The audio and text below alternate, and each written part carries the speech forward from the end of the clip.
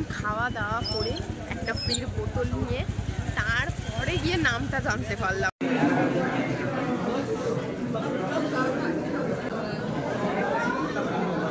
স্টার্টারে জিলিপি খাই। তোমাদের সাইডে এসে জানাচ্ছি যে তো কি মনে হচ্ছে দেখে আজকে একটা বিয়ে বাড়ি আছে। তো হ্যালো এভরিওয়ান, গুড ইভিনিং, কেমন আছো তোমরা? আশা করি ভালো আছো। আমিও বেশ করছি। আর আমার সাথে দেখো আছে আমার কি এটা কি আমার সাথে আছে আমার বর আজকে। তো আমি এখনো ফুল রেডি হইনি, জাস্ট ভাবলাম তোমাদেরকে তাও ইন্ট্রোডাকশনটা দিয়ে রাখি। আজকে কোথায় যাচ্ছি, কত দূরে যাচ্ছি? নৈহাটি কল্যাণী, অনেক দূর, তাই তাড়াতাড়ি রেডি হয়নি, আবার পরে কথা হচ্ছে। তোমাদের একবারে বিয়ে বাড়িতে গিয়ে দেখাচ্ছি, চলো টাটা। তো এইটা হলো আমার ফুল লুক।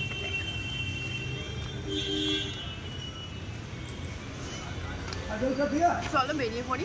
এখন সন্ধ্যে 6টা বাজে, আমাদেরকে মিনিমাম 8টার মধ্যে পৌঁছাতে হবে, পুরো 2-2.5 ঘন্টার পথ। চলো দেখো, চলামালা মাত্রই আমি বেরিয়ে পড়েছি, আর বেরিয়ে দেখো অনেকটা পৌঁছে গেছি। তো পৌঁছে তো গেছি, কিন্তু এখানে এসে জানতে পারলাম যে আজকে কোন রাস্তা দিয়ে যাবো জানো? হ্যাঁ ঠিক ধরেছে, কল্যাণী মানেই হচ্ছে সেই বড়মার পাশ দিয়ে যাব। আর এটা কি বড়মার মন্দির? না, বড়মার মন্দিরটা দেখতে পাইনি, কিন্তু বড়মার ঘাটটা দেখতে পেয়েছিলাম, যেই ঘাটে বড়মাকে বিসর্জন দেওয়া হয়। আর এখন তো শুনেছি যে একেবারে পার্মানেন্ট মূর্তি হয়ে গেছে, সেটা না দেখতে যাওয়া হয়নি।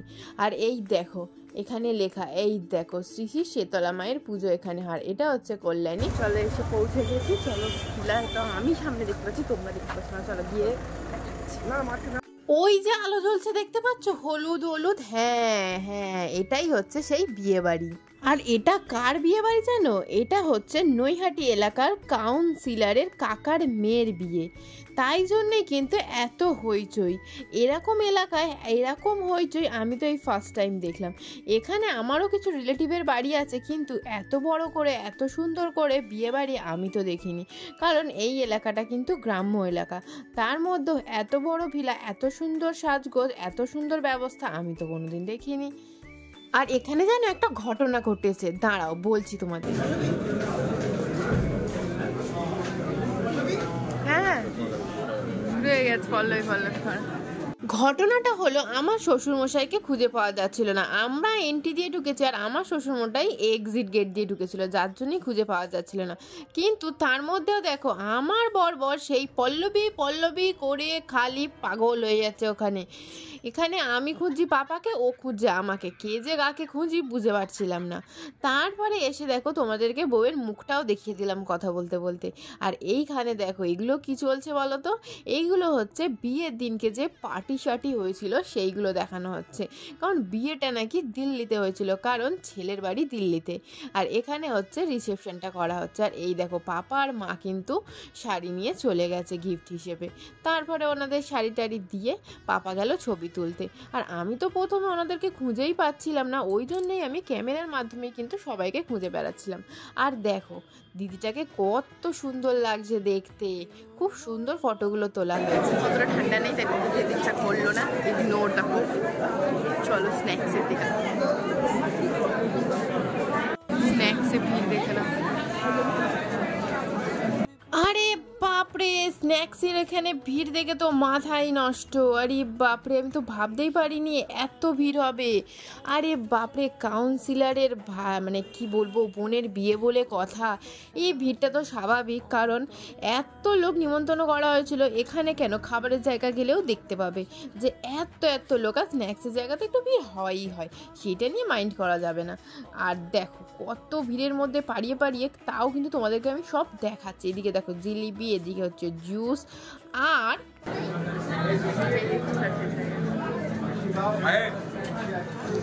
তো এইসব দেখাতে দেখো আমি কিন্তু খালিও করে ফেলেছিলাম এদিকে, যে সব স্ন্যাক্স খালি হয়ে গেছিলো। তারপরে আবার দেখো ভরেও গেল, আর ভরে যখন গেল আমার প্লেটটাও ভরে যাবে। দাঁড়াও, আর এমনভাবে ভরাবো না প্লেটটা, তোমরা দেখে অবাক হয়ে যাবে। দেখো দুটো কাবাব নিয়ে নিয়েছি, সাথে নিয়ে নিয়েছি দুটো ফিশ ফিঙ্গার, আর নিয়ে নিয়েছি হচ্ছে 2-4 পিস পনির সাটে।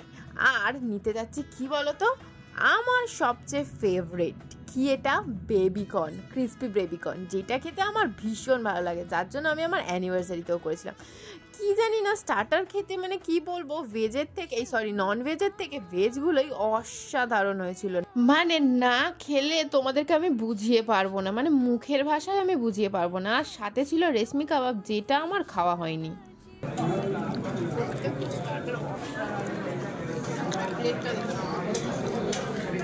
পেট আর প্লেট দুটো ভরেই কিন্তু আমি স্টার্টার খেয়ে ফেলছি, এবার যে কি হবে।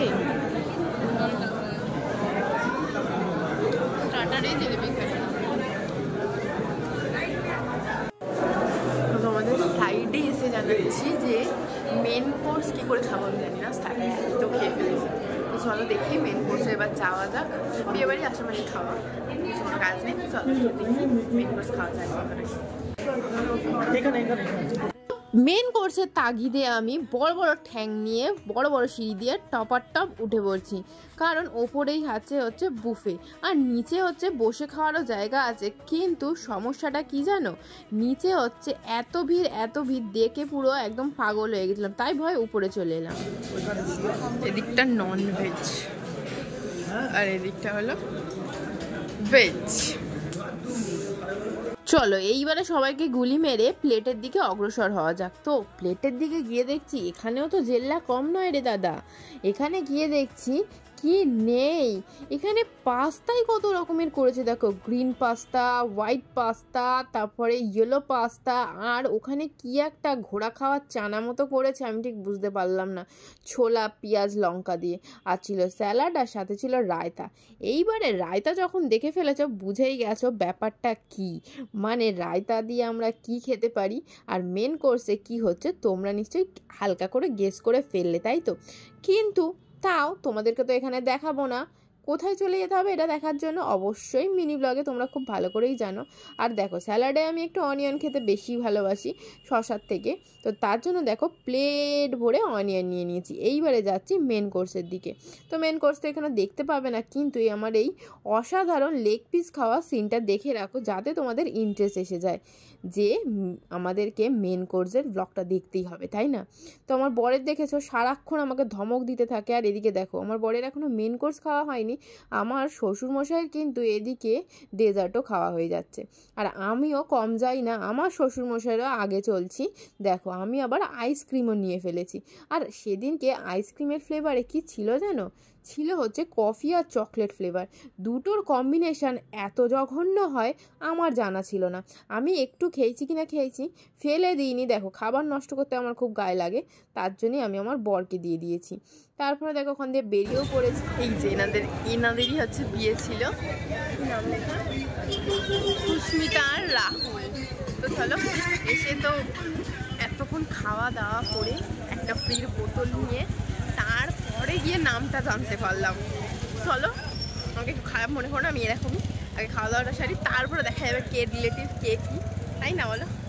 চলো আজকের মতো ব্লগ এখানেই শেষ। ভালো লাগলে করবে লাইক শেয়ার সাবস্ক্রাইব করবে। Tata bye. এখন অনেক দূর বাড়ি যেতে হবে, প্রায় 2 থেকে 3 ঘন্টা। ওদের সঙ্গে বেশি কথা বললে গালাগালি খেতে আমার বরের কাছে।